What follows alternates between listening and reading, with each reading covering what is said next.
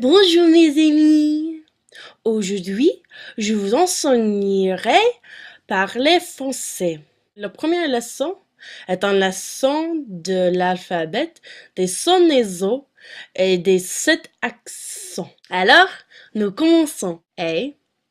A, B, B, C, C, D, D, I, E, F, F, G, G, H, I, J, K, L, M, N, O, P, Q, R, the back of the throat is like you're hacking up a hairball. R, S, T, U, V,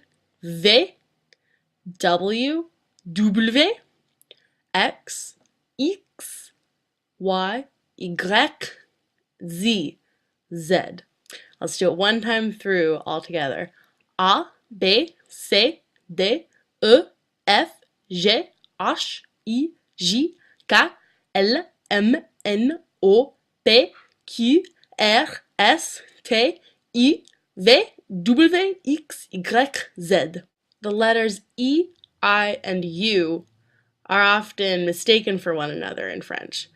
For example, when someone who speaks English, like myself, when they see the letter E in a French word, they want to say E. When you see I in a French word, you really want to say I. But the correct pronunciation for E is and the correct pronunciation for I is E. It's a little tricky. U and E also sound very similar. E is and U is U. So A, B, C, D, E, S, T, U. So A, B, C, D, E, and S, T, U. So just try that a couple times until you get it down. Next are the 4 nasal sounds in French, and they're really important for your accent. I know I'm still perfecting mine. In high school especially, I didn't pronounce them correctly, and it sounded like I had the equivalent of a French Southern accent. Sounded like I was from Provence. So, just practice them, practice makes perfect. I'm still working on them. The first one's a really long O. It's in words like bon, poisson. It's created by the letter combinations of O-N or O-M. The second one is you have to shove your tongue in the back of your mouth and go an Antoinette, Vincent, septembre, vendredi, enfant is a good word to use to practice that because it has 2 of them in it. Nations that make this nasal sound are A-N, E-N, A-M, and E-M. It's really nasally. It's like you're talking like this all the time. It's in the words like 20, 5, 15, bien, which bien is probably a word you're going to use quite often. Say, par exemple, très bien. It's That's how my high school teacher always made us pronounce it. We had to go all the time. The letter combinations that create this noise are I-N, I-M, I-E-N, and A-I-N. Finally, there is the noise that can be best summed up by the word for one in French, which is 1, 2, 3, 4, 5. Parfum, Jocelyn, un. It's not it's un. You're going to sound like an animal. The final consonants in a word are not pronounced in French unless that consonant is in the word careful. So unless it's C, R, F, or L, don't pronounce it. Examples are Luc, Noël, Daniel, and neuf. Neuf. What's really important are the hard and soft sounds in French. For example, the letter C, if it's followed by an A, O, or a U, it's a really hard k sound, such as in canton, café, Cupid. If the letter C is followed by an I or an E, it's an S sound, such as in comme si, like comme si, comme ça, ou Céline. The letter D, if it's followed by an A, O, or a U, it's a hard sound, like in garage. Garage is a good word to practice this because if a G is followed by an A or an E, it's a soft sound, such as in the second half of garage, like it's garage, just zh, it kind of blends in there. S also is kind of situational. When there's only one S, it's pronounced as a Z.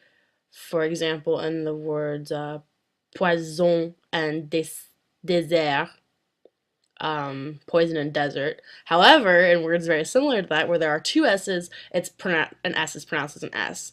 Like in poisson et dessert. Which finally, for this lesson, I'm going to talk to you about the 7 accents in French, the little accent marks. There's the accent aigu, which looks like this.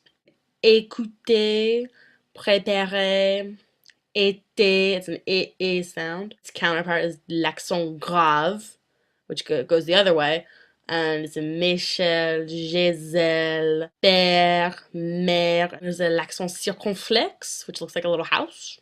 It's in words like dîner, hôpital, hôtel. Tréma means that it probably means that there are 2 vowels next to each other, and that they each get their own sound. Like in Noël, égoïste, each vowel gets its own separate sound. CD, which is a little squiggly thing, and it creates a softer sounding C. Say that 5 times fast. For example, in the word French, français, you pronounce it français because there is la cdelle. If there wasn't, it would be le français. It'd sound like a K instead of an S. L'apostrophe, which is an apostrophe, it's used to connect an article, which we'll talk about later, and a word beginning with a vowel. For example, there's l'hôpital. Without the liaison, it would be pronounced le hôpital. And you get that glottal stop, which makes the language sound less pretty and it flows less. And that's not what the French want. They want a nice, flowy, rhythmic language. So it's l'hôpital, not le hôpital. And then there's the trait d'union, which is basically a hyphen. It's for names like Jeanne-Marc, Marie-Antoinette. You use words like grand-mère, grand-père. There's a hyphen there. Hope you enjoyed yourself. I hope this proves useful to you. Stay tuned for the next episode where I teach you to count the seasons and the months. And we talk about articles and possibly conjugating verbs. Au revoir!